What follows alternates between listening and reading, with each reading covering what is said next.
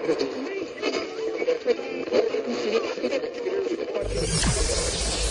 ready for unique, rare, and little-known treasures from the golden age of radio. You're listening to The Amazing World of Radio with Adam Graham. Welcome to The Amazing World of Radio. From Boise, Idaho, this is your host, Adam Graham. If you have a comment, email it to me, box13@greatdetectives.net. Well, today we begin a special 6-week series featuring baseball-related programs to help those of us who are going through withdrawal from the lack of baseball with a little bit of a dose of old-time radio baseball. And we're going to start out with an episode of the Lux Radio Theater. This program originally aired April the 19th, 1937, and the title is Alibi Ike. Hollywood, California, Monday, April 19th. The Lux Radio Theater presents Joey Brown, Helen Chandler, Roscoe Carnes, and William Frawley in Alibi Ike.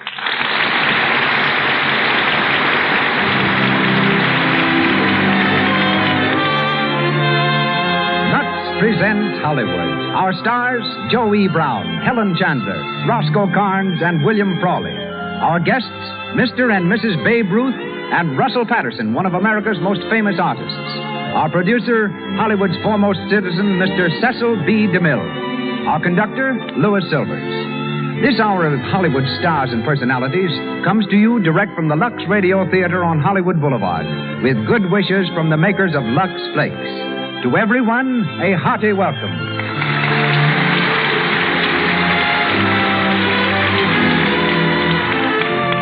Before we start Alibi Ike, I have a tip for the ladies. You don't have to find alibis for Lux Flakes. From time to time, it seems to me I've heard women say, "This dress has never looked the same since I washed it." But I never heard them say that about Lux Flakes. As a matter of fact, I have a letter here about a dress that took first prize in a contest after it had been luxed 9 times.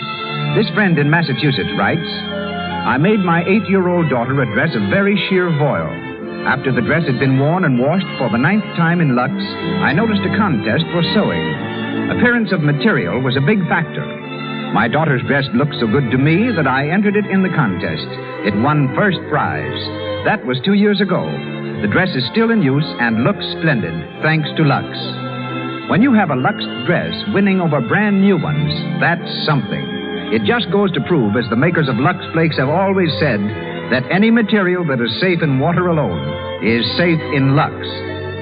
And now our producer, ladies and gentlemen, director of more than 60 pictures, discoverer of many stars, Mr. Cecil B. DeMille.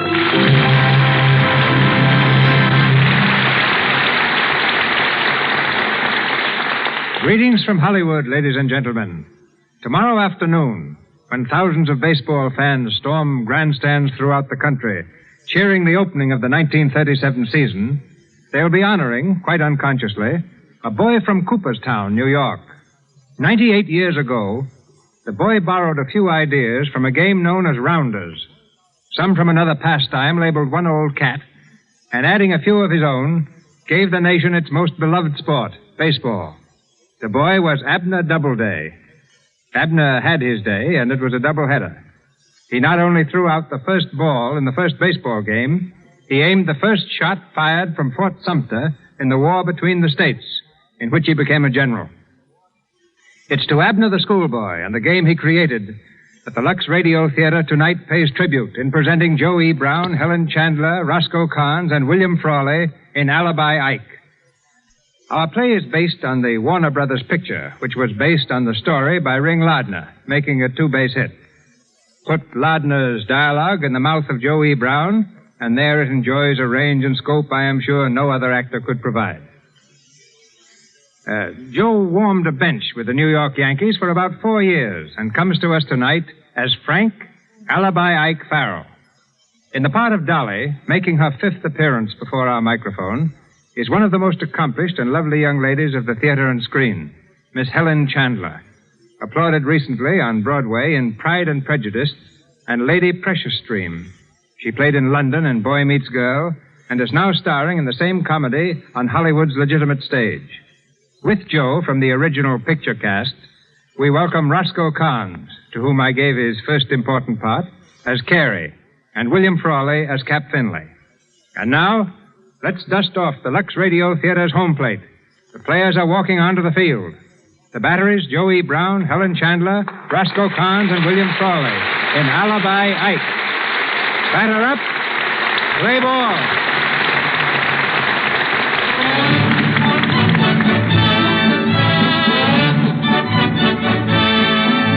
We go back a few weeks before the opening of the baseball season. Throughout the country is heard the old familiar thud of the ball in the glove, the sharp crack of the bat as a stinging grounder zips over the infield. In Winter Haven, Florida, the Chicago Cubs are preparing for the National League pennant race. Near the players' dugout, Cap Finley, the manager, is talking to the owner, who is optimistic about the team's prospects. All right, stick it right in there, Shorty. I see it, Mike. That's all right. Here you are. If I can make a prophecy the first day of the season, Cap, I have a good hunch we're going to finish a lot stronger this year than last. Yeah, well, we couldn't finish much worse than 8th. I have every confidence in you personally, Cap, and I've convinced the other stockholders to let you work it out your own way. Thanks, Tom. I wish you'd convince them not to sell Pennock. Well, you're sure to find a pretty likely pitcher among the 10 new rookies. Why, there's one boy alone, Farrell. Struck out 20 men in one game last year. Sure. He was with the Holgate Terriers, wasn't he? Mm-hmm. But did they claim Lou Gehrig was playing against him in Holgate last year? I'll bet I'll have to ring a cowbell to get him off the field. Well, I'm pinning my hopes on this Farrell boy. If he's as good as they say he is... Well, wait till he shows up, Tom. That'll be time enough for prophecies. Telegram for you, Mr. Finley. Oh, thanks. Let's see it, Mike. I never had a telegram yet that wasn't, well, for the... What is it? Get this. It's from your White Hope, Farrell. Listen. Reporting today. Sorry I was late, but my calendar was wrong. What? Oh, his calendar was wrong. Now, there's an alibi for you. Maybe you can pin your hopes to that. Well, it doesn't sound very encouraging. It sounds to me like we're taking on a screwball. Well, try not to worry, Cap. It'll all turn out. I'll see you up at the hotel. Okay, Tom. All right, you guys, get going in there. Come on, Terry. Come on, Mac. Come on, get hustling in there. This ain't no junior prom, you know. What the? Hey, get that car out of here, will you? Get off the field, you bonehead. Get that. Hey! Hello, boys. Say, what are you trying to do? Murder somebody? Let me at it. Now, wait a minute, boys. Wait a minute, will you? I'll take care of this guy. Get back to work there, you fellas. Go on, now, all of you. Get back in there, I tell you. No hard feelings, boys. After all, I didn't hit nobody. Now, listen, you. Take that sardine can you're driving and get out of here before I kill you. Say, maybe you don't realize who I am. Oh, yes, I do. You're Ty Cobb, but you got your face lifted to fool the pitchers. Now, listen to me. This is a ball club, and you're on the field. Beat it. Wait a minute. Ain't no ball club without a pitcher. Unless they've changed the rules this year. Well, they've changed them. But not enough to let you into the park unless you're on a leash. Now, get out of here. Hey, wait a minute. I'm on the team. My name is Farrell. Farrell? Sure. Frank X. Farrell. Well, why didn't you come in through the gate and give your name at the office? Well, I was afraid if I let on who I was, all the help would quit work and come out and watch me. That's what used to happen when I played with the Holgate Terriers. Oh, I see. Is that why you put on a disguise? Disguise? Hey, this ain't no disguise. This is my baseball suit. You don't say. Yep. Well, you ought to put a sign on it so folks would know. Hey, that's a good one, mister. Well, I'll be seeing you. Where are you going? I'm going out and slug a few. Never mind that. Come over here and loosen up your arm. Well, all right. You want me to loosen it? Gosh, it's as loose as goose grease right now. Hey, Carrie. Yeah? Handle a few for this guy, will you? Sure. Yeah, wait a minute. You better put a batter up there, too. Give me something to aim at. All right, Farrell. Toss up a couple. Sure. What'd you like to see first? My zipper or my clipper? Well, now, I don't know. Just suppose you just try your fadeaway speedball with a slow-up twist and a drop hook on the end. Sure. That's my special. Well, There she goes. Hey, easy on the speed, wise guy. What's the matter, catcher? Sting your hands? Hey, Farrell, your calendar is still wrong. This ain't July. I know it. It's hot in July. Well, your arm ain't going to be hot in July if you don't take it easy. I am taking it easy. I never open up the first few weeks. Oh, look at that wind-up. Boy, if you ain't open now. Say, how many games did you win last year? Only 28. Had malaria most of the season. Malaria, huh? Well, where can I send the rest of my pitchers to get it? Huh? Never mind. Okay, Kerry. All right, Cap. Come on over here, Farrell, and let's see you hit a few. Well, wait, I ain't warm yet. I could do this all day. Yeah, I know, but I'm just trying to save the catcher. Oh. Grab a bat there. Hey, Tex. Yeah? Whip up a couple here, will you? Sure. Go ahead, Farrell. Well, I never hit my best on Wednesdays. Now, don't you worry about that. I'll cancel all our Wednesday games. That's a good one, Cap. Just show us how you hit on the 4th of July when it comes in leap year. Sure. Okay, pitcher. Come on. Throw her in there and put something on that potato. Come in. Holy. Boy, what a club. Over the fence, boss. Well, I told you I wasn't so good on Wednesdays. Yeah, it only cleared the fence by about 8 feet, that's all. Well, I twisted my ankle when I swung. Say, when I'm in form, I can clear that fence by 30 feet every time. And if I don't clear it... And if you don't clear it, then what? I'll knock a hole in it.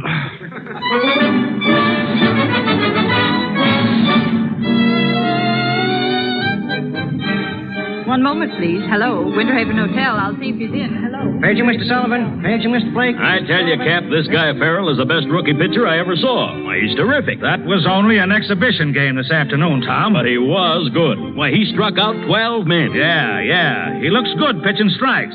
But the first wild pitch he ever throws will cost us a game. Huh? What do you mean? The game will be called for darkness while he's still apologizing. Hello, Cap. Are you ready to go, Cap? Yeah, sure. Tom, you know my wife. Of course. How are you, Mrs. Finley? Fine, thanks. And this is my sister-in-law, Dolly Stevens, Mr. Johnson. How do you do? How do you do? Well, if you folks will excuse me, Sure. We were just going to the movies. have a good time. See you in the morning, Cap. Okay. Something on his mind, Cap? No, we were just talking about Farrell. Did you see the game this afternoon? Oh, I did. And I can tell you right now the women are going to love him. He's awfully cute. Who? Why, Farrell, the rookie pitcher. Cute. Come on, let's go. Wait a minute. We've got to get someone for Dolly. Oh, okay. Who do you like, Dolly? Cap, you're as blind as an umpire. Can't you see she's crazy to meet Farrell? Crazy to meet... Well, she'd have to be. Now, but Bess, I didn't Go say that. on, Cap. Round him up. All right. The last I saw of him, he was heading for the billiard room with Mac and Carrie. I'll see if I can find him.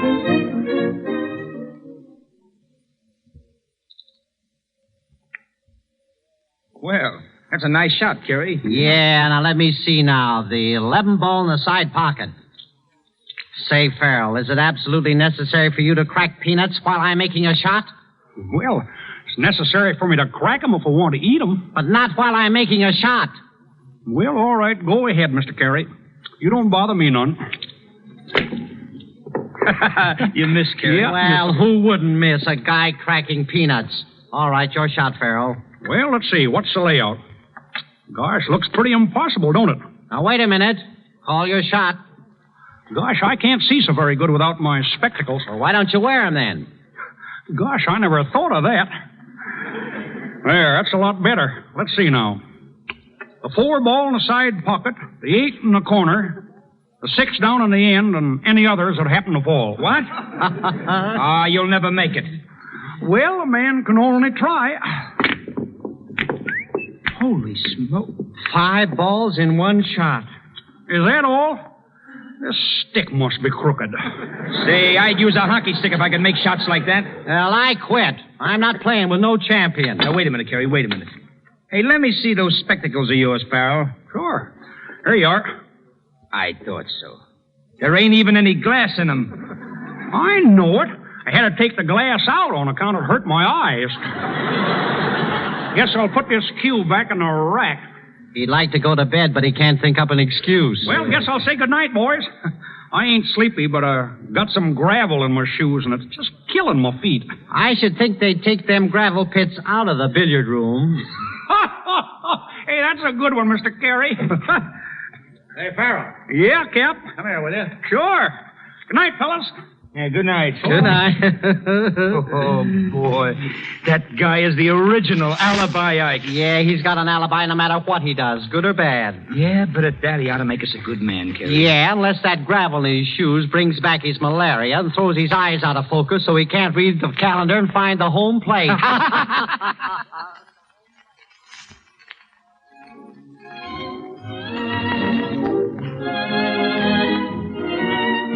So we thought you'd like to come along with us, Farrell. It's a swell picture. Well, I'd like to, Cap, only... You ain't turning in yet. Who, me? No. But I ought to stay around the hotel in case there's a telegram. Why, you expecting one? No, not exactly. But there's lots of times that comes when you ain't expecting them. Oh, here's the girls now. Oh, you all set, Cap? Oh, evening, Mr. Farrell. Good evening, Mrs. Finley. Come here, Dolly. I guess you recognize Farrell from seeing him play. This is my sister-in-law, Farrell, Dolly Stevens. Huh? How do you do, Mr. Farrell? Well, gosh, I mean, how do you do? I hope you've been telling Cap you can go to the show with us tonight. Well, sure No, I he can. can't come, Dolly. He's got to stick around for a telegram. Oh, yeah. But I guess it's no use anyway. You see, the office where that telegram might come from ain't open after 6 o'clock. Oh, I see. Come on, folks. The car's outside. Well, let's hop in and get going.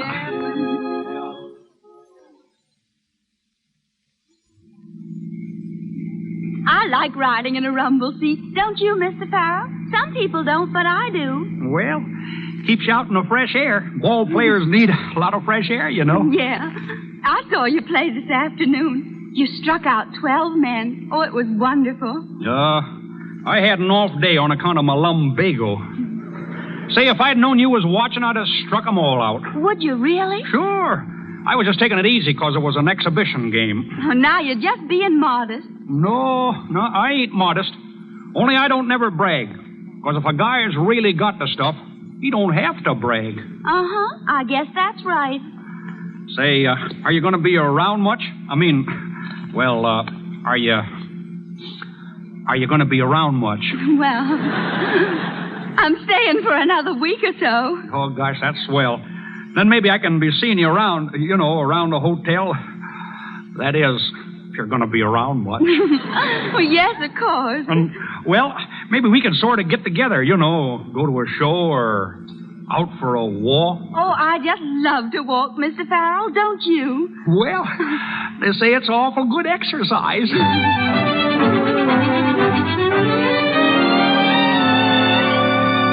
Paging Mr. Short. Paging Mr. Devers.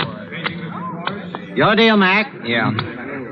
Oh, hey, Carey. Carey, look who's coming across the lobby. Alibi Ike himself. I'll bet he's got another date with the Cap's sister-in-law. Yeah. Hiya there, Ike. Oh, hello, fellas. Where you going, Ike? Oh, no place special. Just out. Well, it's raining cats and dogs, Ike. You'll get soaked. Oh, I don't mind that. Nothing like walking in the rain to keep your arm in shape. Well, how about Mac and I coming with you? Yeah. No, you better not. You fellas might get a cold. Oh, Francis, I'm ready to go if you are, Francis. Oh, yeah, sure. Well, so long, boys. This way, Miss Stevens. All right, Francis.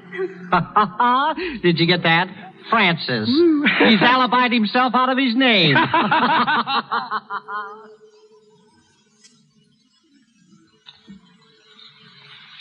If you're getting wet, we can go back to the hotel, Francis.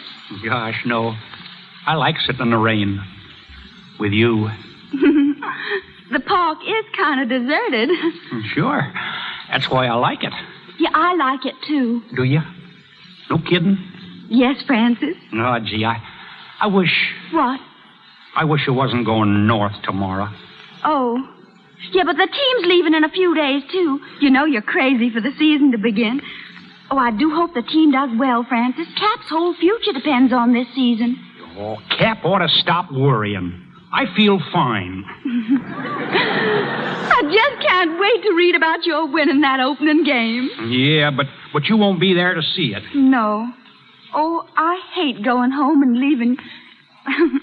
leaving the club. You'll write to me, won't you? Right? Oh, sure. But gee, Dolly, I wish I could tell you. What, Francis? Well, how much How much you what? Well, how much I... Well, Francis, you're getting a cold. No, no. I ain't... Oh, come on, Francis. We've got to get back to the hotel. Well, I guess maybe we gotta go back. I'd hate to ruin the team's chances by getting sick.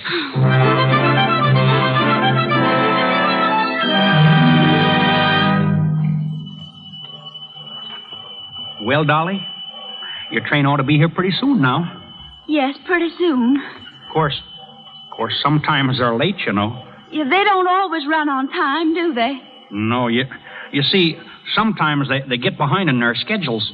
Oh, I see. And that's what makes them late.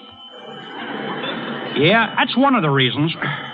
Gosh, Dolly, I wish this train wouldn't never come. Oh, do you really, Francis? Yeah. Oh, gee, Dolly. Oh, gosh, there it comes, and it's right on time. Oh, then I guess it isn't late. No, right on time, just like I said. Well? Well? Francis, I think there's something in my eye. Would you look? Sure. Wait till I get my handkerchief. Which eye is it? Oh, you'll have to come closer, Francis, much closer. Francis. Well, Francis? I don't see nothing. Oh, well, never mind. I guess it's all right now. Say, I wish you'd keep my handkerchief, though. You might get something in the other eye. Yeah, but you might need it. No, not me.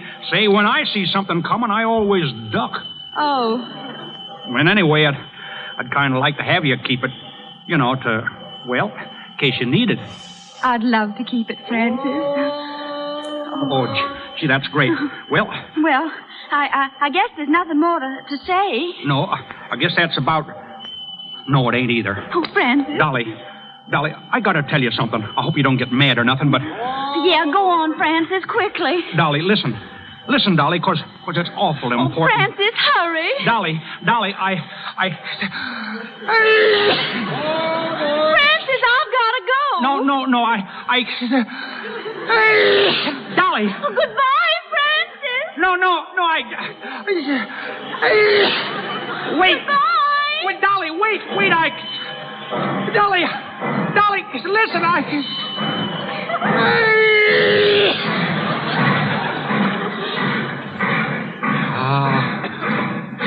shucks.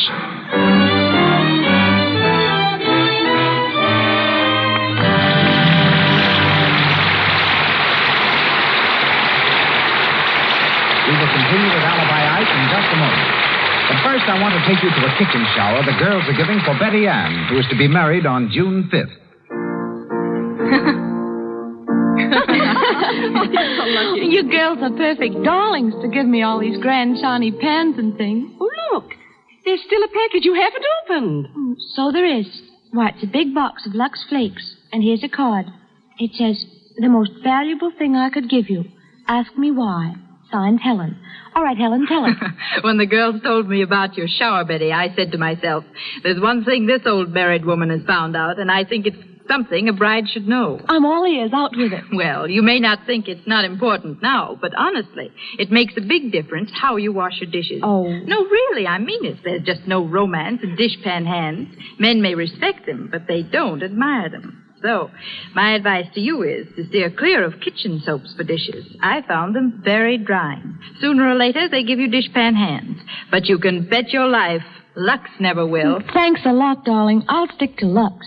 Remember, Lux has no harmful alkali, nothing to dry and roughen the skin, and it costs next to nothing, hardly 1 cent a day for all your dishes.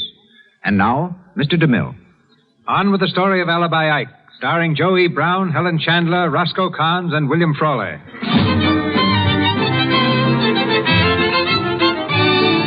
It's 2 weeks later, the night before the big opening game.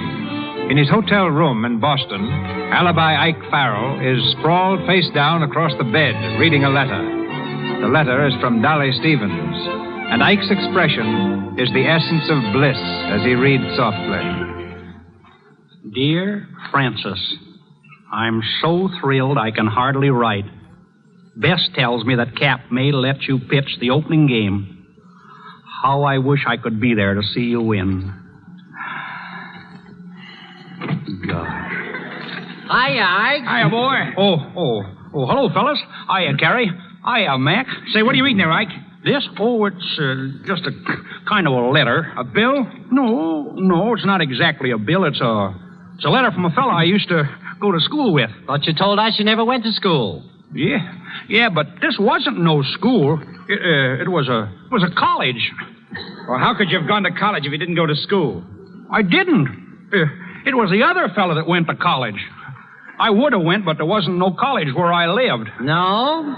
Thought you said you lived in Kansas City. Well, I did, but we moved. Uh-huh. Where'd you move to? Nebraska. Well, they got colleges there, ain't they? Yeah, well, we didn't live right in Nebraska. Near there. Oh. Say, you get one of them letters every day. What does your friend write you so much about? Oh, he's telling me about a ball player, a friend of ours. Tells me what he does every day. Yeah? That looks like a girl's writing to me. Well, a girl did write it. You see, that's my friend's sister writing for him. Well, didn't they teach writing at this college where he went? Sure, but he got his hand cut off in a railroad wreck. Well, I should think he'd have learned to write with his left hand by this time. Well, it's his left hand that's cut off. And he was left-handed. Good night, boys. Yeah, good night. Paper, Cubs win opener. Harold pitches no-hit game. Here you are, read all about it. Hey, y'all, paper, Farrell wins 14 straight games, paper. Here you are, what do you read, paper? Harold wins again. Cubs in second place. Harold wins again.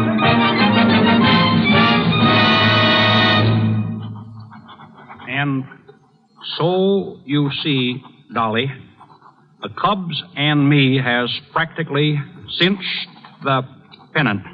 Almost. Period. Next 2 weeks, we'll tell story, and as I will pitch 2 times in next 2 weeks, all is over but shouting. Semicola. Yeah, who is it? Come in. Good evening, Mr. Farrell. Hiya. My name's Crawford. You don't know me, Mr. Farrell, but I'd go through fire and water to shake hands with you. Oh, you don't have to go to all that trouble. I'm glad to shake hands with you. Well, thanks.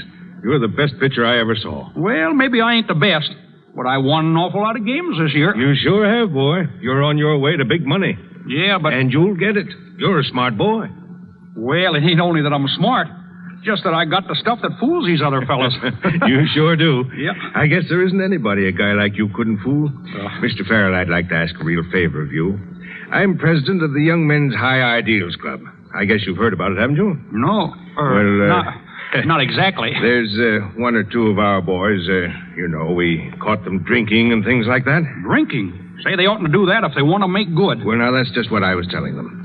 And what they need is an example, Mr. Farrell. I want you to come over and meet them tonight and tell them some of the secrets of your success. Well, mister, it's getting kind of late. Yes, I know, but we're having a special night. In your honor, we're going to let the boys stay up until 10:30 if you'll just come and talk to them. Well, okay, mister. I don't like to stay up late myself, but if it's to do good, I'm with you. Oh, Come on, I knew go. I could count on you, Mr. Farrell. I've got my car right downstairs. Get my hat here.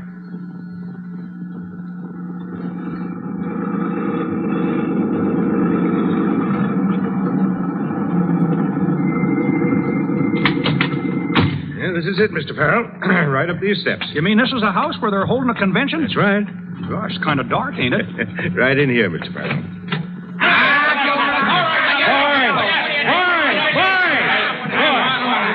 What did I tell you boys about smoking and drinking in my absence? Now put those bottles away and douse those cigarettes. And don't let this happen again. Okay, Chief. Come on out with the butts, you mug. Come on out with them. It's all right, bust somebody in the snoot. Yeah, wait a minute, boys. Your president is right. Where would I have been today if I'd have smoked? I give up. Where? quiet, Muggsy. Boys, I had a little talk with Mr. Farrell on the way over, and he says his next 2 games are in the bag right now. That's right, fellas. I can't lose. Oh, no. I neglected to tell Mr. Farrell that continuous winning is against the principles of the Young Men's High Ideals Club. Oh, yeah. What do you mean, against the principles? Well, you see, Mr. Farrell, our motto is live and let live. Now, what we'd like you to do is ease up a little in your next 2 games. Let the other team get a few hits once in a while. Maybe even let them win, just for the sport of it. That's the idea, isn't it, boys? Certainly, that's the way. Wait a minute. That's what... Just a minute, boys. I know it couldn't be true, but this sounds like maybe you fellas was trying to bribe me or something. Bribe you? Oh, no. Of course, we might make you a little present, say $10,000 or $12,000. I see. Good night, boys. Now, Mr. Farrell. Now, wait a minute. Let me go. I'm wise to you fellas. You got me over here so as you could talk me into losing for you. You're nothing but a bunch of gamblers and cheats. Let me out of here. Grab him, Lefty. Come here, you. Wait a minute. Out. Now, Farrell, we don't want to be nasty about this, and you're interested in health, aren't you? Well, sure I am. Think a man ought to keep his strength up, don't you? Yeah, sure. Well, let me show you one of my strength secrets. Ow! Hey, let go! Let go my arm. Now, just imagine me doing that to your pitching arm. Only finishing by breaking it off. Understand? Ow! Let me go. I understood all the time. I just wanted to be sure you fellas wasn't kidding me. Good. That's all. Now, here it is. We want you to lose your next 2 games. There's $12,000 in it for you. How about it? Not on your... What? Well, sure. I know just what you mean. You better. And remember, Farrell, this is your last chance for an easy lesson. You lose the next 2 games you pitch or else. Understand? Or else.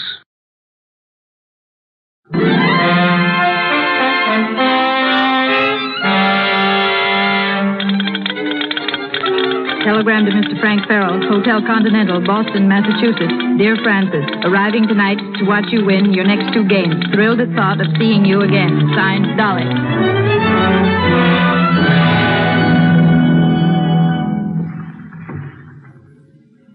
Oh, Francis, it's beautiful out here tonight. I love rowing. You do? Well, I'll let you handle the oars for a while if you want. Oh, no, I mean, well, just being out here on the lake with you. Yeah, sure is nice. Yeah. I'm glad we didn't go to the show with Cap and Bess. So am I. We couldn't have seen the moon so good in there. Is that the only reason you didn't want to go? No. Gee, I wanted to be alone with you. I didn't want no other people around us. Do you mean it, Francis? Mean it? Gosh, I wish I could tell you how much I mean it. Dolly, I got something for you. Maybe that'll show you. Oh, you got something for me? Yep. Now, where is it? Let's see. Gosh, I had it right here in my vest pocket. Oh, Francis, what is it? Well, but first I want to ask you something. Yes, Francis. Dolly, do you like me well enough to be alone with me for a long time? Forever, Francis. You mean it? Of course I do. Sink or swim? Yes, Francis, dear. Sink or swim. Then look, Dolly. Oh, Francis, don't stand up in the boat. Francis! Oh, Francis, where are you? Help!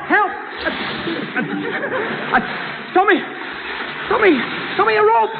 I'm sinking. Francis, try standing up. Huh?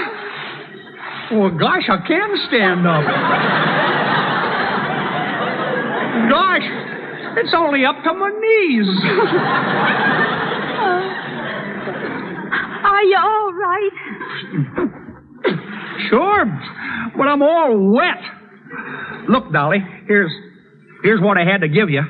It's an engagement ring. Oh, an engagement ring? Yeah. Oh, an engagement ring, Francis!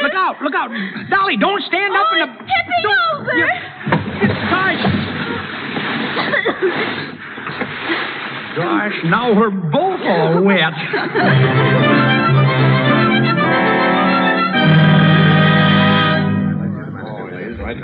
Hello, Hotel Continental. One moment, please. Hello, Hotel Continental.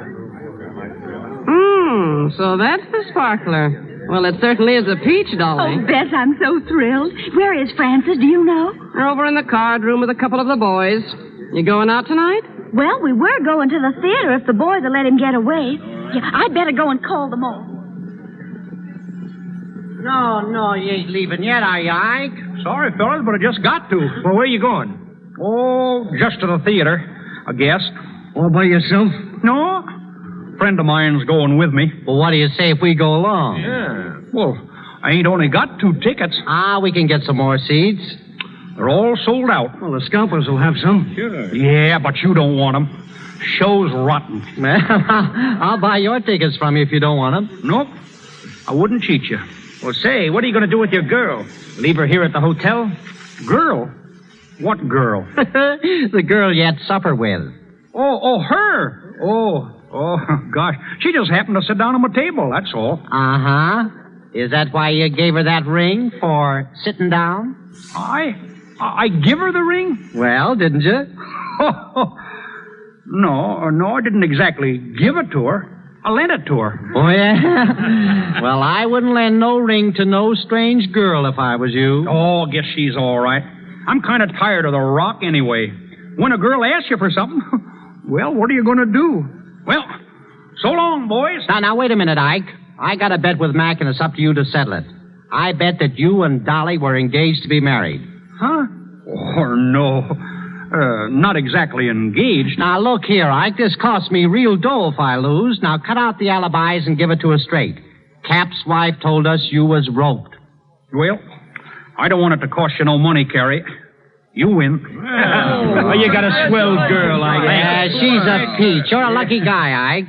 Well, I guess she's okay. I don't know much about girls. Never seen none that I'd fall for. That is till you seen this one. Oh, well, she's okay. But I wasn't thinking about getting married yet a while. Say, who done the asking? Her? No, not exactly her, but sometimes a man don't know what he's getting into. You take a good-looking girl, and a man generally always does just about what she wants him to. Say, the girl isn't living that could lasso me. That is, unless I wanted to be lassoed. Oh, I don't know. When a fella gets to feeling sorry for one of them, it's all off. Well, so long, boys. So long. See you later, Ike. So long. What, Dolly? I didn't know you was waiting out here. No? Well, it happens that I was. And it also happens that I heard every word you said in that room. Dolly, oh gosh, listen. I didn't understand you were just feeling sorry for me. But you're right about one thing. It's all off. Here's your ring, Mr. Farrell. Oh, gee, Dolly, wait a minute, Dolly. I didn't mean it. Honest, I didn't. Dolly, you gotta listen to me. Let me explain. I don't ever want to speak to you again. I'm sick of your alibis. And I've no intention of spending my life with a man who apologizes for me every other word. Goodbye. Dolly, wait. You gotta... Wait a minute. You can't do this. You don't understand. It's all a mistake. Going up? Dolly. Gosh.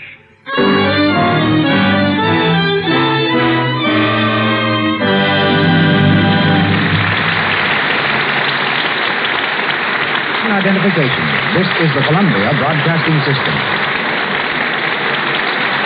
This is KNX, Los Angeles, the voice of Hollywood.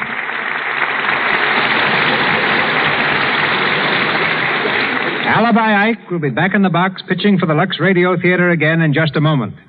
For that moment, we will talk with a real baseball player, considered by many the greatest of all time, Babe Ruth. You know him, of course, as the Home Run King, with 714 home runs in his crown. But when Babe started out with the Boston Red Sox in 1914, he was a pitcher. And to this day, he holds the record for pitching the greatest number of consecutive scoreless innings in a World Series. In 3 games, he pitched 29 innings without allowing 1 run. At this moment, Babe Ruth and his charming wife are listening in the trophy room of their home on Riverside Drive in New York City. They're going to speak to you from there. The Sultan of Swat and his lady, Mr. and Mrs. George Herman Babe Ruth. Thank you, Mr. DeMille.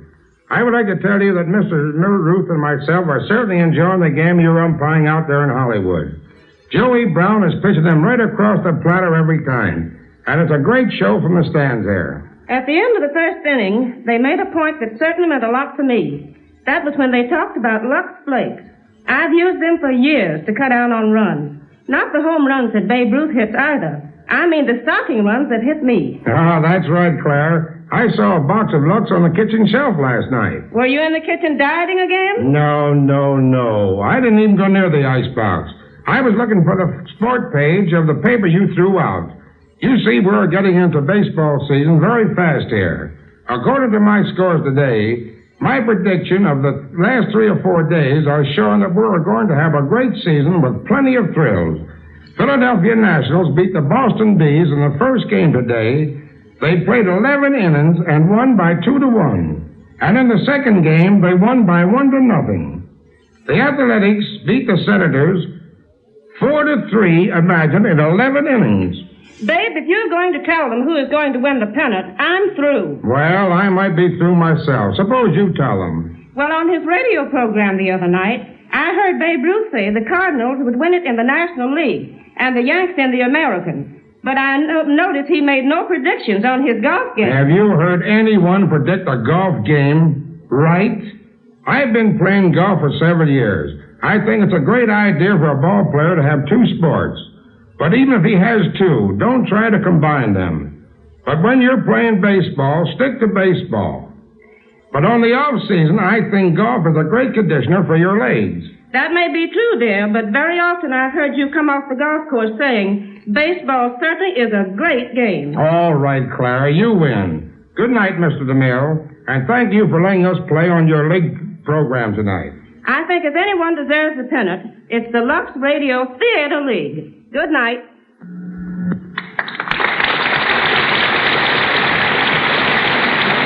Thank you, Mr. and Mrs. Babe Ruth. We're back in Hollywood now with Joe E. Brown, Helen Chandler, Roscoe Carnes, and William Frawley in Alibi Ike.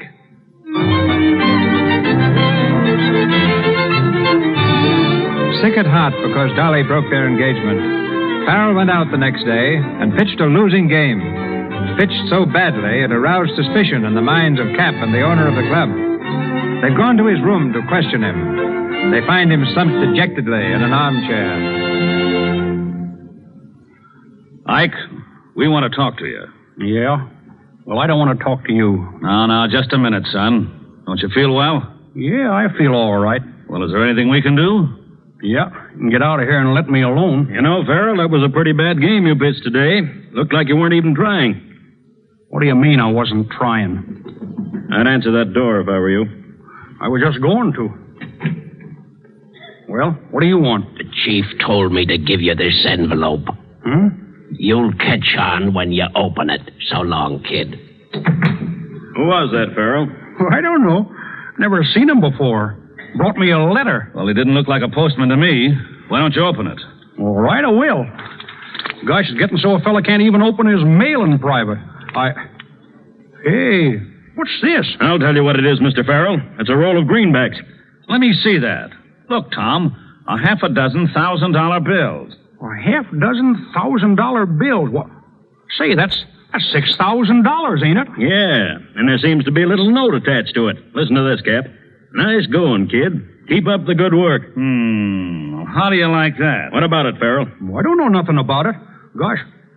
Say, they must have thought that I was losing that game on purpose for them. Who sent this? I don't know. I can't remember his name. Oh, you can't. Farrell, I never thought you'd do a dirty trick like this. Say, you don't think I threw the game? No, this is just a coincidence. If it wasn't for the scandal, I'd let you explain it to the judge. Wait a minute.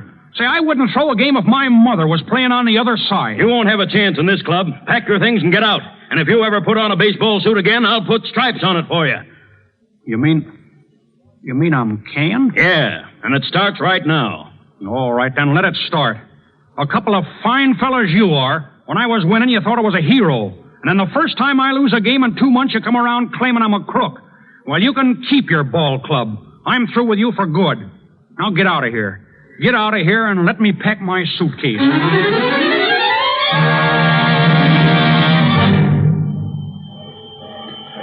Fine fellows they are. I'll show them. Frank Farrell, wait. What? Frank, wait. Oh, hello, Mrs. Finley. Where Where do you think you're going? I'm going back to Holgate. That's where I'm going. Oh, no, you're not. No? I just spoke to Cap. I told him the real reason why you lost that game. Because you was worried sick about Dolly. They want you back, Farrell. Well, I ain't going. You got to come back, for Dolly's sake, if not your own. Dolly? Gosh, she don't care if I never come back. Yes, she does. Yeah? I spoke to her long distance last night. She's been almost frantic since she walked out on you. Well, gee, if you think that... I don't think. I know. But if you go off now, you'll be disgraced. And if I tell Dolly that your comeback depends on her, she'll be back tomorrow cheering for you. But do you think she'll really forgive me? Sure. If you'll promise to give up those alibis. Well, promise? Gee, I'd get right down on my knees now. Only I got such a bad case of Charlie horse. Never mind that. Come on back to the hotel. Cap and Mr. Johnson are there waiting for you. And we're sorry, son. Yeah. We should have known better than to think you'd throw a game. Oh, shucks, that's all right. It's all over as far as I'm concerned. But it isn't. Not yet. I want to get those crooks and get them right. Do you know where to find them? Sure I do. At their clubhouse. Okay. I want you to go and see them the day before your next game. And tell them you're going to throw it. But you won't do it unless their man meets you with the money just before the game. Then we'll have a couple of federal men there and catch them red-handed, giving you the dough. Oh, boy, say, that's pretty slick. I'll be pitching next Thursday. I'll go and see them Wednesday night. Just why do you want the money in advance? Well, I tell you, they're looking at me funny. I gotta have that dough so I can get out fast if they do come after me. Are you trying to put the cross on us, Farrell? Say, ain't I done everything you told me to so far? Okay. We'll have the dough for you. Now scram. Sure. Well, good night, boys. Don't forget.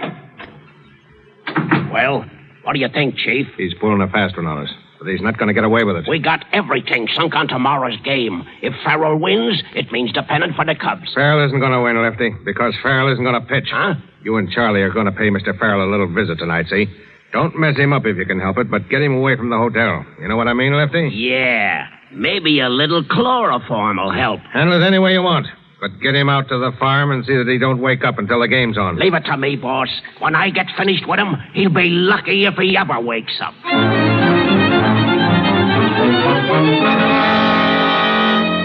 Here, Pepe. Farrell disappears. Ace Cup pitcher disappears on Eve of big game. Read all about it, Pepe. But I tell you, Bess, something has happened to him. Yeah? Well, something else will happen to him if he doesn't show up for the game. The game? All you think about is the game. What worries me is Francis. Oh, now calm yourself, Dolly. He'll be all right. He'll probably show up at the last minute with an alibi. Oh, but he isn't all right. He'd never do a thing like this. Oh, if I only knew where he was. Come on. It's almost time for the game. Yes, sir, folks, it's a great game. At the end of the fourth inning, the Cubs are trailing the Giants by 1 run. Now it's a shame that Farrell isn't here to pitch Turn tonight. that off, There seems Charlie. to be no Sure. information as to it. I think the sap is waking up. Hiya, Farrell. Huh? Hey. Take it easy, boy. Lay down there. Hey, what is this? Just a little game we got up, Frank, and you're it. Where am I? Why, this is the health farm, Sonny. We brought you out here for your health. My health? Say, quit kidding me. I gotta get to the ballpark. Boy, you're so far from the ballpark, you'll do well to get there by next season. Oh, I will I? Get in, Charlie. Come here, you. Look at right now. Sit down. There. That's better. Now, Farrell, if you're a good boy, you can go home. Just like you come here. All in one piece. You get it? Yeah, okay, boys. I guess you win. Now you're showing sense. Have a drink? Me? Say, I wouldn't touch that stuff. Well, maybe I will have one, thanks. Say when, Farrell. I'll pour it myself if you don't mind. Sure. Here. Thanks. Gosh, the bottle's almost empty. Pretty color when you hold it up to the light, ain't it? I don't pay much attention to the outside of the bottle. Look at there. It's all greenish. Boy, sure is pretty. Huh? Let me see it. Sure. Take a good look, mister. Hey, you! Hold it! You for this! You take it over that! Gonna keep me in there, are you? Gonna make us lose the game, huh? I'll show you, you... Give it to him! All right, here you go!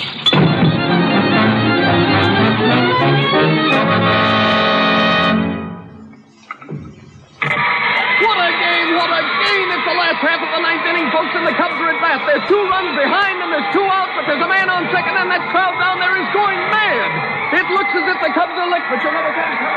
Right, two! Well, it looks like the finish, Perry. Yeah, here goes the pennant, Cap. Wait till I find that guy Farrell. I'll kill him. So help me, I'll murder him with my bare hands. Ball 3! Oh, 3 and 2 on Mac with a pitcher coming up. I'll have to put in a pinch hitter if I get the chance. Hey, Cap! Cap! Look! Who is that? Holy... Why, it's Farrell. Hiya, Cap! Hiya, Gary! Come here. Fellas! Come here, you. Where have you been? Don't ask me now. Just give me a bat, that's all. Give me a bat. All 4! Take the base! That's what's up to me, Cap. Hey, somebody give me a bat. Wait a minute, Farrell. Listen to me. Are you on the level? Do you want to win this game? Do I want to win it, guys? Let go of me. All right, but remember this. You've got to get a hit. 2 runs will tie the score, and there's 2 men on. I know it. If you strike out or pop a fly, I'll murder you. Oh, listen, Cap, I'll sock that kill so hard, it'll rip the horse hide off of it. Let me out of there. Hand her up. Hand her up. That's me, Farrell, pinch hitting for Rossi. Farrell, batting in face of Rossi. Farrell, batting in face of Rossi. Farrell, batting in face of Rossi. Thanks, folks. All right there, Mr. Eckhart. Just put her in there and duck. Strike 1! You're right, Umps. Looked all right to me, too. Get up to the plate. Okay. Gee, I hope you can put another one in the same place. My gosh, you did it. 2 strikes, huh? Hey, I better get down to business. Don't worry, Cap. Only takes 1 to smack it. Get in the batter's box. He hit it! Look at him go. 2 runs in. Cap, he ain't stopped at third. He's stretching it into a homer. Come on. Slide you down southpaw slide. Safe. He's safe. A homer. That gives us a game, Cap. And the pennant. Come here, Farrell. Hiya, boys! Hiya, Cap! Farrell, that was terrific. Oh, swell work, my hand. Oh, shucks, that was easy. I didn't even knock it over the fence. Cap, we did it, Tom. We did it. I'll say you did it. And listen, we got that crook, Crawford. We traced the money to him and nabbed him a few minutes ago. Nice work, Mr. Johnson. I'll help you get the rest of them myself. Oh, Francis. Dolly. Oh, gosh, you come back. Of course I did. And, Francis, I was so worried about you, but you're safe, aren't you, darling? Safe? Say, I was safe a mile. And Dolly, if you'll stick by me, I'll be a new guy. From now on, I'll change completely. Honest, I will. Oh, Francis, of course I'll stick by you. And the engagement is on again? Oh, yes, Francis. Oh, gosh. Dolly, I'll never alibi myself again as long as I live. Hey, let us through here. Hey, Farrell, give us a story for the paper, will you? Boy, sure. What do you want to know, boys? Well, I want to know why you let 2 strikes go by without moving your bat. Why? Say, how'd you like to be hitting when you got a big cinder in your eye?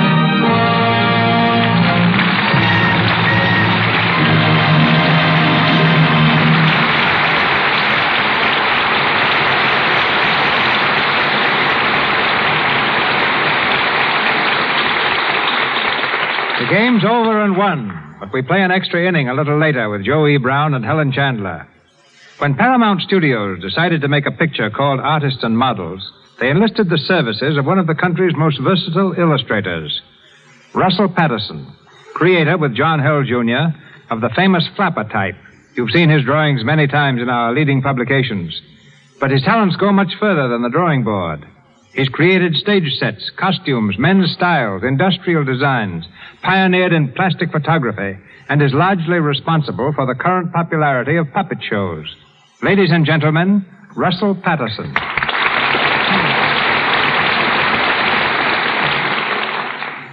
Thank you, Mr. DeMille, but I'm only one of the several illustrators who'll be working in Artists and Models. By that, I mean you'll actually see on the screen James Montgomery Flagg, John Legata, McClellan Barkley, Arthur William Brown, Jefferson McEmer, and Rube Goldberg. A fine group of artists, but what about the models?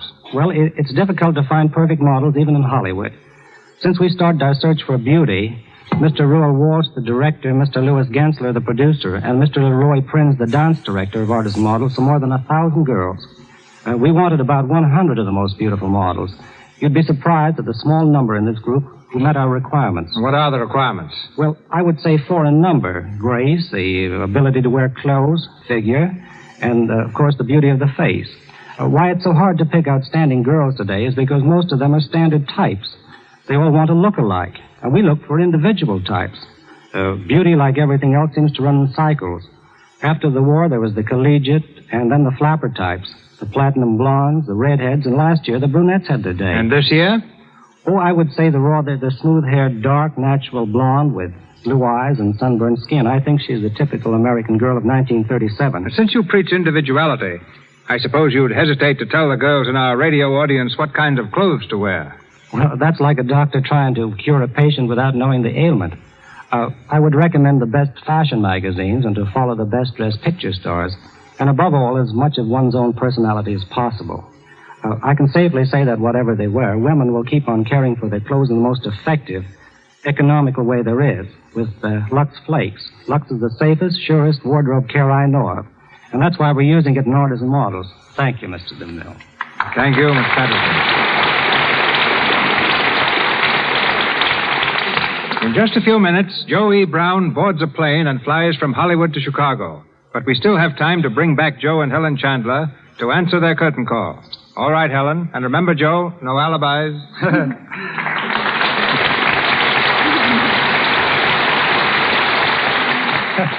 Thanks, CB. Of course, I'm not in very good voice. Beginning already?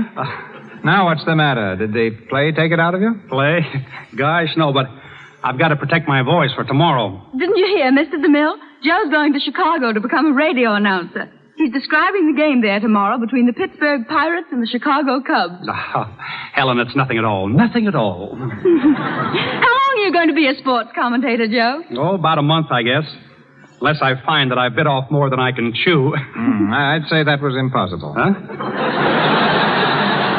Cut it out, will you? No, CB. Joe, I think it'd be awfully nice if you'd say something about our product.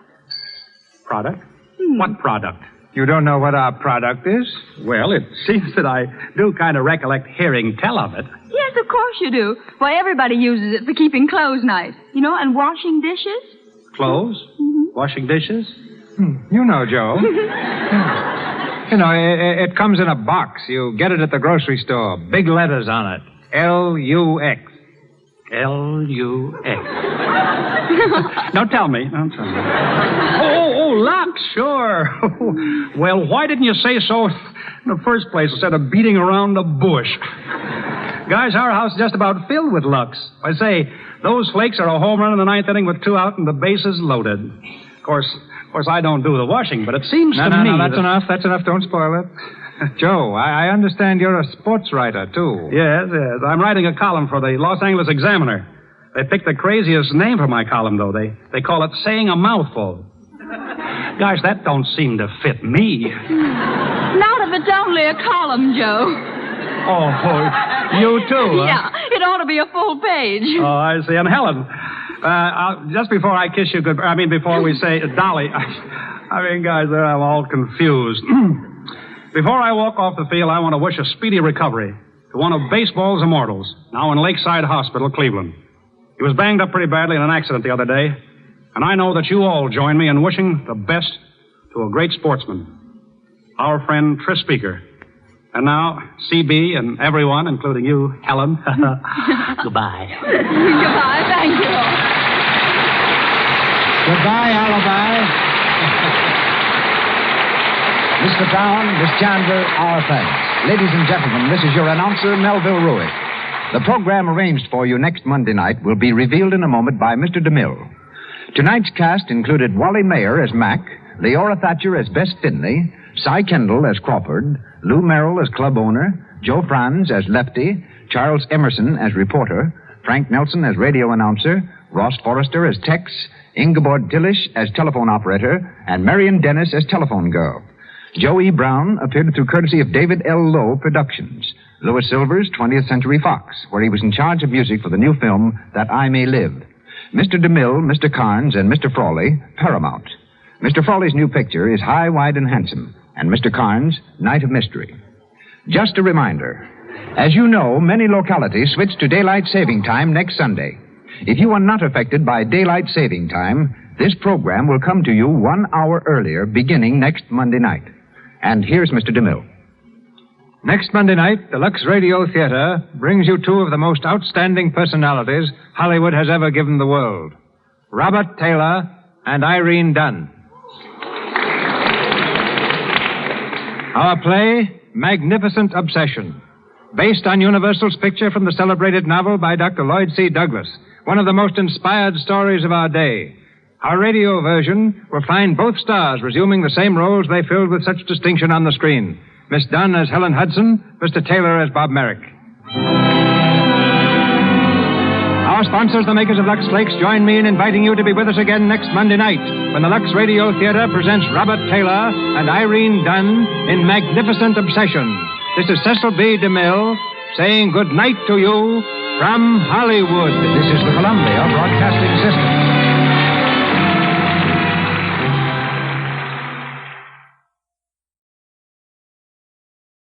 Welcome back. Interesting cameo by Mr. and Mrs. Ruth, which turns into an effective advertisement for Lux soap. It's interesting to hear reference to the Babe Ruth radio program. While episodes of the syndicated Adventures of Babe Ruth juvenile dramatized series have survived, none of the episodes of his own radio program, and he actually had a couple or three, depending on the source, made it. It is actually referenced in film as well as on the radio, so I would love to hear an episode of that. Joe E. Brown is an interesting actor, particularly at this point in his career. Brown had begun his career in entertainment in the circus, worked through vaudeville, and then really made it big in pictures. He was a top star for about 4 or 5 years, ending in 1936. In 1937, he left Warner Brothers, which turned out to be a big mistake in his career. His star fell, he ended up in B pictures, and never enjoyed the level of stardom that he had in the early to mid-30s. Though he would always hang around, and he'd be known as just being a really nice person. All the big egos in the entertainment industry is certainly a worthwhile distinction. Now we turn to listener comments and feedback, and we start with an email from Doc Corbin. Doc writes in saying, Adam, as my wife and I are sheltering in place in Middle Tennessee with our husky, I'm so glad to receive your wonderful podcast. I just finished listening to the Escape episode Poison for the second time. I first heard it on May 23rd, 2017. It was just as amazing this time. William Conrad and Jack Webb are two of my favorite old-time radio performers. Even though I remembered the conclusion of the performers still kept me on the edge of my seat. As I've written before, the theater of the mind is far better than anything that airs on television or the big screen today. Just one note, the crate is definitely a very deadly snake. However, some experts would say it comes in behind the black mamba, the coastal taipan, and the Indian cobra. Frankly, the so-called experts really can't agree on the top 10 list. Of course, any of the highly poisonous snakes can be lethal in a short period of time. Fortunately, we have few poisonous snakes in our area, and almost no bites are fatal. I believe there are only 2 venomous snake species in Idaho. Both are members of the rattlesnake family, and neither is likely to produce a fatal bite. In any case, please continue to share your wonderful podcast. I encourage all your listeners to support your podcast through Patreon. Best wishes. Stay safe, Doc Corbin. Well, thank you so much, Doc. I appreciate your thoughts, and so glad that we can be with you during this time of sheltering in place, self-isolation, and always great to have a dog along. We adopted our dog Rocky in August and our cat Bullwinkle in September. And I think it's one of the better decisions we've made. Not being able to see anyone for so long and having these two around's definitely been just such a comfort. I appreciate your comments on the snakes, and I found there are a lot of deadly snakes in India, and different rankings, and I think that it's really a lot of the sort of showmanship hype. If you've got a snake in your story, then it's going to be the most deadly snake. And I guess I kind of got to doing research just because I remembered from A Shipment of Mute Fate that, we were, all told about how deadly the Bushmaster was. And I found out that the Bushmaster isn't even the snake that would be considered the most venomous or is the consensus for the most dangerous snake in that region. But if they tell you that snake in your bed is like the 4th most deadly snake in the country, it just doesn't sound as impressive. Even though the 4th most deadly snake in the country could kill you just as sure as the 1st, they want to go ahead and hop it up as the most dangerous. And I'm glad we don't have a lot of venomous snakes in Idaho, because there is one thing I share in common with Indiana Jones. It's not fashion sense or physical fitness or the ability to use a bullwhip or any of the positive things, but I also hate snakes. So as much as I can avoid them, I'm all for it. So at any rate, thank you so much for your note, Doc. I appreciate it. And then we also have comments from Bill, who writes, "Hi, Adam. I think this story was on the wrong program. It should have been on Suspense. A great cast. Joe Friday, Matt Dillon, and Capitan Sabaya. This was far better than a lot of things on TV today. Thanks." Well, thanks so much, Bill. And I don't believe this particular program was played on Suspense, but there's a big crossover between Escape and Suspense, particularly as the years went on, because CBS already paid for scripts that they used on Escape. They went ahead and they did stories for Suspense. And so the stories that would air on one could air on the other. And of course, in 1950, this would not be considered a great lineup of stars, because they were still focused really on either Hollywood A-listers or very strong B-listers. So you had programs in 1950 that featured the likes of William Powell, Dick Powell, Rosalind Russell, Edward G. Robinson, even Milton Berle. Escape tended to be where you went to hear programs with the likes of Jack Webb, William Conrad, and Jay Novello. So this really could only have been on Escape with this cast, and it's this cast that just definitely makes it work, because you're right, it's just fantastic. Thanks so much, Bill. David writes, I was familiar with this story from Alfred Hitchcock Presents, but that version is a little bit different. Great listen. Genevieve writes in, timely choice.